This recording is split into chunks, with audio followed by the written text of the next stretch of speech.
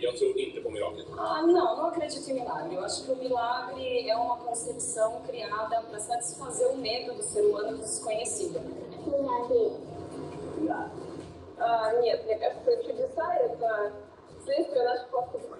I do believe in miracles. There are things that, have happened in the world that we can't explain that are beyond reason, beyond your abilities.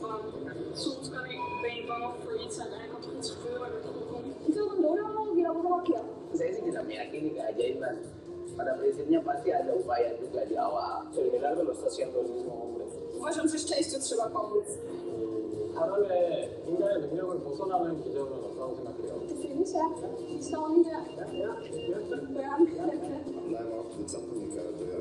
Onde existe criança, eu sempre aprendi que tem milagre. The most important miracle is the birth of my first child. Jeg tror på mirakler. Jeg tror på, vi er mirakler. Waking up every morning, opening your eyes, breathing, isso é legal. Дальше чудеса происходят каждый день, конечно. Я в них верю. Desde o momento em que você acordou e que você abriu os olhos, ali você já é um novo milagre. Acredito em milagre quando um ser humano faz uma generosidade. Outro dia eu vim em Copacabana, um rapaz dá um pão para o senhor de rua, e o senhor de rua dividiu o pão em 3 e deu para os cachorros. I believe in miracles. No, I don't. 相信这个。 Yeah. Vamos. É que é complicado essa coisa do milagre, né? Porque você tem que crer e, tipo, é o mesmo que tentar definir a Deus, definir o milagre também, né? Que é uma coisa que você não vê, mas você sente, sabe? É que nem o vento. אני מאמינה באנרגיות חיוביות ואנרגיות שליליות. אז אם זה אומר ניסים, אז זה ניסים. I believe in miracles. So, that came off of the TV show hosted by Morgan Freeman. And if you've seen his movies, he's God himself in many movies. A man of faith, not necessarily a man who necessarily believes in God. So he asked these questions about creation. And he asked these questions about what people believe in their life and how they define God in so many ways. And this episode was on miracles. And I wonder if you were put in front of the camera and said, "Do you believe in miracles?" How would you respond? How would you respond? Maybe. I mean, I think we would say yes. I think we would all want to say yes because maybe we believe. And for purposes today, because of our series on being blessed, we're going to define miracles as God's miraculous favor. God's miraculous favor. If you have your notes there. And we're going to talk about God's miraculous favor because we're going to ask this question today about what does it look like to be blessed by God's miraculous favor. What does that look like?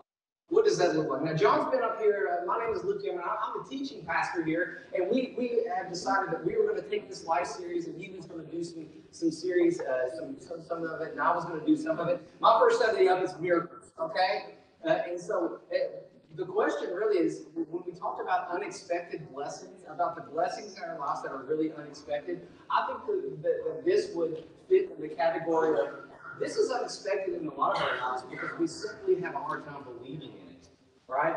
We just have a simple hard time understanding it and believing in this idea of miracles based off of the way that we were brought up, based off of our understanding of God and how He works and what He says. And a lot of us live in two categories in this, whether you're a believer or not. And some of us live in what's called a closed universe. Basically, we believe that there are laws are governed by natural law that can be or will be understood. We have these things like these things in our lives like gravity, these things that can be explained by science, these things that the world used to be flat, but eventually we found out it was round, and we have these things called logic and science where we believe that we are in a closed box, that God is not really in this box that we live in our lives, but we live in this reality that can be explained by natural science, natural laws, human understanding. And so we have this closed universe mindset. And then there are those people who have what's called an open universe, which they still acknowledge that we live in a closed off state of existence. We still acknowledge that there is science and there is gravity, and there is human learning, and there's natural law, and all of these things exist in the world that we live in today. But we also leave room for God to break in and act. Our lives are not closed off to God. And there are some people who kind of say, yeah, I believe in God, but I have kind of a closed universe, except like, in other words, God created everything. He sets things in motion, but then he gets rid and he steps out of our life, and he's just kind of watching over us and not involved with us. But this open universe person would say, you know what, no, I believe that God can enter our lives, and he can enter our situations in life, right? But here's the thing that I find, is that God makes these promises in the Bible, and he challenges us in a very big way when he talks about miracles and when he talks about how he interacts with us. And this morning, we're going to go through a couple of verses that I think challenge our belief in miracles. I think it challenges us to ask ourselves, do I really believe in miracles? Do I really think these things are legitimate in my life? And let me share this verse in Matthew chapter 7 of a promise that Jesus makes. Ask, and it will be given to you. Seek, and you will find. Knock, and the door will be open to you. For anyone who asks receives, and the one who seeks finds, and the one who knocks, well, the door will be open. And Jesus makes this promise to us, and it's like, wait a second. Ask, seek, knock, that's it? Is it really that simple? Is it really a situation where we just have to pray, ask, seek, knock, and we're just going to get what we want? Is that really what he's saying? I mean, certainly we could go to a concordance and talk about this in a deeper terms, but maybe for the simple fact that we're here this morning and we're talking about this, and I'm a pretty simple guy, maybe this is simply God saying, yeah, ask, and seek, and knock, and it will be given to you. And I believe the reason that God is being really simple here is because God is inviting us not to just believe in miracles, but to pursue miracles every day. Because it was really that simple. Then why not do this every day of our lives? Why not ask and seek and knock the miraculous miracles of God, this favor that God wants to bestow upon us every day of our lives? It's really that simple. Maybe the reason it's that simple is because he's inviting us to do it every day of our lives. And let me ask you something. When you say I believe in miracles, when is the last time you prayed for a miracle? I'm talking a miracle in your life. God, I need you to do something that I can't do myself. And a lot of times I feel like even if you are closed off to God, even if you don't even believe in God, we are very similar in the fact that in the most desperate times of our lives, that's when we want God to show up. I find that when we are in the hospital, praying over, hoping someone lives or not, sometimes, believe it or not, we are praying for God to heal this person. Because we're desperate for God to interact. We want a miracle. It doesn't look good. Tragedy. When we see something that we just can't do ourselves, when we are so desperate, and again, we might even challenge God if we don't believe. God, look, I don't believe in you, but if you show up in this situation, okay, I'll give you a shot. But I need you to show up now. And we'll put God on spot to see whether he'll really do, if he really is the kind of God we want. But let me ask you this morning, when you woke up and you prayed, did you say, God, I need a miracle in my life today? Today. And do you wake up every day of your life praying for God's miracles in your life? Every day. Or do we wait and reserve those things like, God's kind of like, he doesn't want to overdo it, So I'm just going to let him do some of the time, but not all of the time. He's got a lot going on, Do we want him to really, can he get all of that at the same time? I mean, does he really care, about my test? About all these little bitty things in our lives, like this little bitty situation in my work, my marriage, but I know it's not a huge thing, but maybe there's a little something that you're kind of trying to figure out. Do we really say, God, I need a miracle in that situation? Because I don't know. I see us doing it in big situations, but maybe not in small. Dallas Willard wrote a book called Renovation of the Heart. And he said, we don't believe something by merely saying we believe it, or even when we believe that we are believing it. We believe something when we act as if it's true. And I think miracles fall under that for us. When we act upon miracles, when we call, when we seek, when we knock. And in my life, a lot of times I grew up a Christian. I grew up, my mom and dad, I was in the womb when I was going to church, right? I've always been in church, and I've always had this knowledge of God. And I've always believed. And I've always believed in miracles. And I've always believed that God can act in miraculous ways.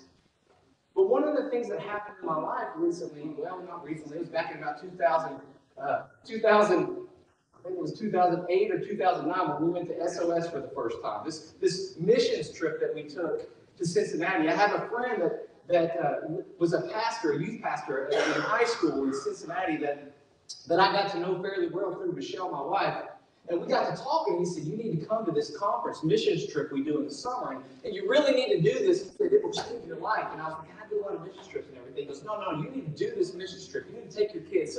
So I piled some kids in a van, and we took up to this missions trip in Cincinnati called SOS, Summer of Service. And their mantra is kind of like small things done with great love accomplishes a lot of things. That's kind of their mantra. And so we learned our mantra, and we went through this week where we did a lot of servant evangelism. And to me, handing out water and starting up conversations is kind of okay, I want to build something. I want to do something. You know, give me something to knock down and build up. I got to see something. And so that was kind of my mindset going into the missions trip. So I was really struggling with all this. But one day in SOS was called the Pray and Go Day. Now, Pray and Go Day was very odd for our kids, and I knew it would be odd for our kids because here's what we did. We got through with their morning stuff, and then we walked in a circle with another group of about 20 people in a room together. And they handed us a sheet of paper, and he said, what I want you to do is I want you to spend about 10 minutes with God and just be quiet and pray that God would give you something. Pray that God would speak to you in some way, form, or fashion. Now, for me, you know, I practiced this in my life, but I knew that we had a fifth grader, and his name was Ethan at the time. Ethan, at the time, he still had Ethan, but he was a fifth grader at the time. He was a fifth grader, and so he was with us because his mom was with us, Pam. And so he was in fifth grade, and he was just kind of with us, and so he was praying along with us. And what we did is we had these questions, and we were really praying for God to speak to us in some way, form, or fashion. And there were these questions, like tell God to give you, seriously, a color. That's weird. A color. Okay. Tell God to give you like an object, something in your mind to look for. I said, okay, fine. You know? Tell God to give you something to do. And so we're like, okay. At first it was kind of weird when 20 people sit around and pray the same prayer, but we're all silent for about 10 minutes. And I want to show you the 3 words that I wrote down that day, and I still remember these words. It was like the R day. Seriously. I said, so this is the words I wrote down. All 20 of us wrote down different words. It wasn't the same thing, but we started to see patterns. That's what they were looking for, patterns in God's word. And so I wrote down the word red, wrote down the word rose, and I wrote down the word restoration. Ethan got dog. So I got nothing else but dog. Got no colors, got no anything, I got dog. What was weird about everything is between all 20 of us and all the colors in the world, red was a popular color, the other one was blue, the other one was white. Red, white, and blue. So we hopped in a bus looking for that, and they started talking, and there was a town just right north of us, of a town that looked a lot like Waynesville, North Carolina, kind of a small community that was celebrating 4th of July, and they had already put up all the decorations. So when we drove across the railroad into this town, there were flags everywhere. So we parked, we said, this could be something good. So we parked in this little town, and we started walking around. They said, just here's some money, walk around. So that's what we did. Seriously, we just walked around and we had conversations looking for the other things in there because we felt like the colors were there, but there was not a rose. Believe it or not, this place was freaky. There were no roses, and I was trying to figure this out. It was a little bit discouraging for a lot of them for the things that they wrote out, and very discouraging for Ethan, who he only had a dog, and so he was like, what do I do with that? And so me and Ethan and Pam kind of walked around this town and everything. And literally we walked around most of the day. After lunch, we were about an hour from leaving, and I saw this little cafe, and so let's go in here. And so we walked in here, and there was a man. It was an empty cafe. And I started a conversation with him. And Ethan was there, and Pam was there, and we sat down. I bought a cup of coffee, and I was sitting there talking to Pam and Pam and Ethan, and we were just talking. And they walked out, and I was on my way out. I had to use the bathroom. So I went to use the bathroom. I'm going to get into detail. On the trash can of this bathroom was a golden rose. So I thought, that's weird. So, okay. Check. Thought, okay, that's fine. But I wasn't getting into this stuff, right? So I'm walking out. Pam and Ethan had already left, and as I'm walking out, in the corner of this cafe was a dog, his dog, sitting there staring. I said, okay. So I turned around, and I went back to the owner, and I said, can I sit down and talk with you for a while? And within 10 minutes, we got into a conversation. For 20 years, he had been having a fight with his brother about money. He said, I haven't had a good conversation with my brother in 20 years. It's been angry for about 15 years. I haven't even spoken to him in 5. I said, really? He said, I'm so angry. And he started to cry. I hadn't known this guy for 10 minutes. He said, I just don't know what to do. I said, man, so let me tell you something. I'm on this mission trip, and I don't want to freak you out or anything. I said, but I was sitting in a room about 8 hours ago praying. And I got one word left. It was the word restoration. And I'm pretty sure that today is the day that you need to call your brother and restore that relationship. He said, I've been wanting to do that so long. And he walked out and he called his brother. And that was it for me. And I thought, that's a miracle. God intervening in my life and his life, restoring a relationship. That's the only point of that day, but I did it. And the only difference between that day and the day before is I was asking, and I was knocking, and I was seeking, and I was looking for God to show up in some way, form, or fashion in my life. And he did. Go shocker there, But I think God knows that we have problems with this. I think God knows that we have struggled with just wanting God to act in miraculous ways in our everyday life. So he gives this simple illustration to us after telling us to ask and seek and knock. In Matthew chapter 7, he follows that with, which one of you, if your son asks for bread, will give him a stone? Or if he asks for a fish, will give him a snake? Or if you then, though, who are evil, know how to give good things to your children, how much more will your Father in heaven give good gifts to those who ask him? So he takes this very hard concept and this very simple promise, and he takes this very simple illustration and he says, let me just break it down for you. I'm a good father. He was using, when in the Hebrew term, was the kal wahomer. Kal wahomer. That's what it was. And Greg, I'm sorry, I probably butchered that in the back, but that's the Hebrew word of kal wahomer.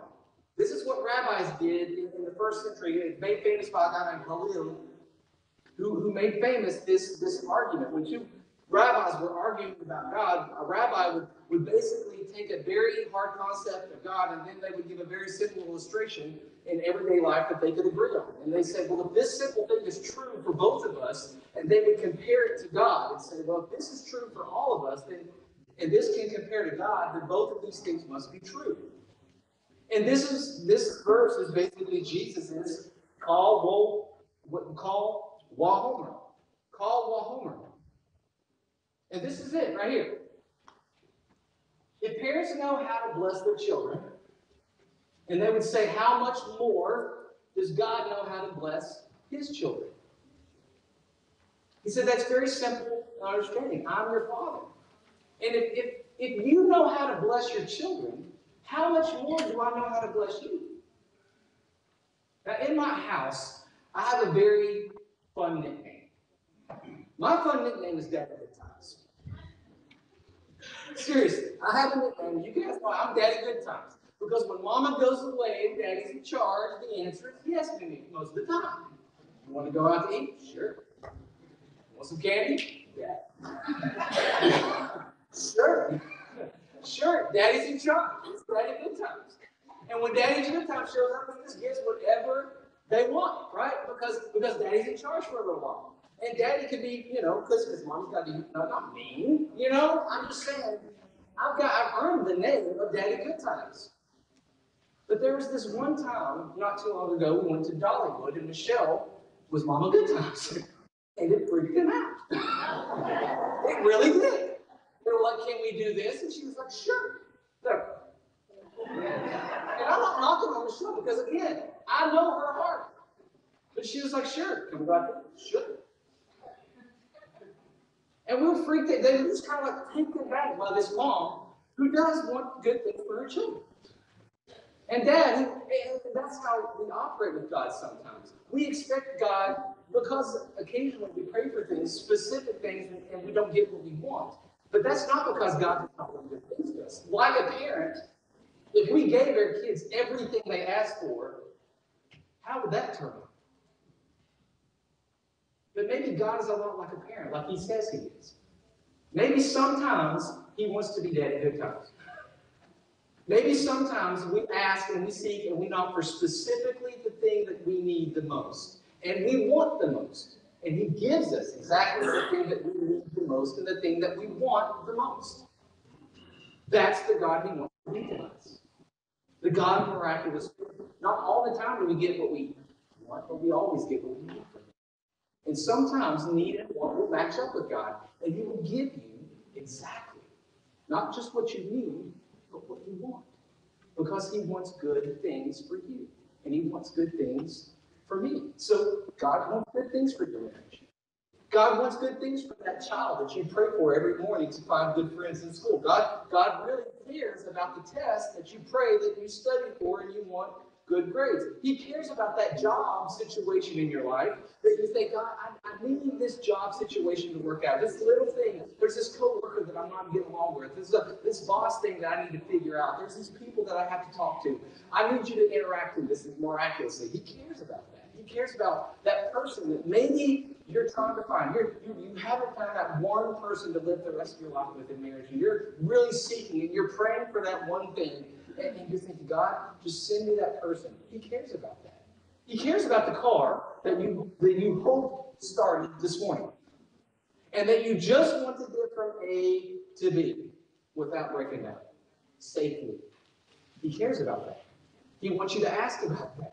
He cares about the bill that you have every month that you dread seeing. You don't know how you're going to pay for it. You don't know how you're going to figure it out. He actually cares about that. And he wants to interact with you in that. Good things for us. Do you believe? Will you act? So I want to give you 3 things today that I believe we should begin to do if we want God's miraculous favor. The first thing is this. We need to start our day by inviting God to join us. We need to start our day every day by inviting God to join us in our day. Every day. I'm talking about a quiet moment with you and God. And I don't believe it has to be this long, thought-out, prayerful thing that you have to do. It's simply sitting down in your car every morning before you take off and saying, God, there's this I have going on. I need you to do with me in this situation. Every morning you leave. Psalms 46:10 says, be still and know that I'm God. Are you still? Can you be still and know that he is God? And know of the Father who loves you. Know him. Proverbs 3:6 says, seek his will in all you do. And he will show you the way. He'll show you what path to take. Are you seeking every day the will of God, what he wants for your life, in your life? Are you inviting him? This is something that we're starting to do every morning in our house. Before we take off for school, we just circle up and we pray as a family. God, this is what we need today. Because we need him every day of our lives. And while you're seeking God's will, let me make a second point. We have to say and make bold prayers. Make bold prayers. What I mean by bold is we need to be specific with God. God already knows what you're thinking. God knows what you need. God knows that you're angry with him if you're angry with him. He knows when you're wanting something, when you need something, what's on your mind. You can't just come into prayer and not think that God doesn't know. So we need to be bold and just ask him and let him know specifically and honestly what we need, what we want. Those things are so true. There's a man named Mark Jefferson who wrote a book called The Circle Maker. It's a great book, and I want you to read that. But in this book, he says this, and I'm going to read you a section of this book and then highlight one part of it for you. But listen to what he says. It's going to be all over his prayer. Bold prayers honor God, and God honors bold prayers. God isn't offended by your biggest dreams or your boldest prayers. He is offended by anything less. If your prayers aren't impossible to you, they're insulting to God. Prayers are prophecies. They're the best predictors of your spiritual future. Who you become is determined by how you pray. Ultimately, the transcript of your prayers becomes the script of your life. The greatest tragedy in life is that prayers that go unanswered because they go unasked. God does not answer vague prayers. The more specific your prayers are, the more glory God receives. Most of us don't get what we want. It's because we quit praying. We give up too easily. We give up too soon. We quit praying right before the miracle happens. And this is the part. If you don't take the risk, you forfeit the miracle. If you don't take the risk, you're going to forfeit the miracle. And I know this word's miracles, and it's very difficult for us to wrap around. There's a guy named Brian Jones who wrote and did a sermon on the types of miracles that God, and that I'm not going to get into today because I can't get into everything that I studied for this. But there's a sermon he did on YouTube called "Do You Need a Miracle?" Brian Jones. So if you're on YouTube and you want to search that up, I challenge you to look at that sermon. Because we need to start asking God boldly for miracles in our lives. Every day. And the last thing I want you to do after you're still and you're asking bold prayers is this third thing. You need to expect more. We just need to expect more. I mean, how crazy is it that we don't expect more from God? How crazy is that? How crazy would it be every Christmas if you gave your children presents and they're like, seriously? For Christmas? You want to give me presents? What? Would you be offended as a parent if they're like, I cannot believe you gave me a gift? I'm shocked. It's like, no, I really do want these things for you. But you don't understand, it's not bread. It's not everyday clothes. You want to give me like this electronic device that means nothing? Has no value. I know PS4s and PS3s and all the gamer stuff is probably not going to benefit God in the grand scheme of things, and maybe not. But let me tell you, we got it for him because that's what he wanted. Because it would make him happy. Lipstick and bears and all these little things that we get. Why? Because we know they love him. And sometimes the best presents are the ones they're not expecting because it's so big they never thought they would get it. I love that. What is your Father in heaven doing when he sees you enjoying his favor? So much more than we ever expected. So much more than we ever wanted. So as the band comes up, I want to leave you with this verse. For the Lord God is a sun and a shield. The Lord bestows favor and honor. No good thing does he withhold from those who's walking with us. Have you invited God into your life today? And maybe you never invited God to your walk. You never done it. So I want to challenge you during this moment of silence. If you haven't invited God into your day, into your life, into your whatever it is you're going through, I want you to invite God to enter your life and to provide a miracle in this situation. Whatever it is, He cares. And I want you, if you want to, after we're done, to be specific. You want to pray specifically for something. So in this moment of silence, I don't want you to just use vague words. I want you to be specific with God in your prayer. God, I need you to change and be specific with God. But here's the third thing. Maybe God is calling us to be a miracle in someone else's life. Have you ever thought about that? Is God calling you to something? Is He calling you? Maybe someone else is praying for that someone to come and speak to them, or to pray with them, or to be with them, or to give them something they need, or to be a miracle in their life. And maybe you're the miracle. You know, I never thought about that God was calling to me to just speak into someone's life and say, listen, you just need to call your brother. That's what He was calling me to do. And maybe by seeking God, we are someone else's miracle. So we're going to have a moment of silence for you just to reflect on those things, and then we're going to sing a song. And as we sing, our prayer team will be up here later.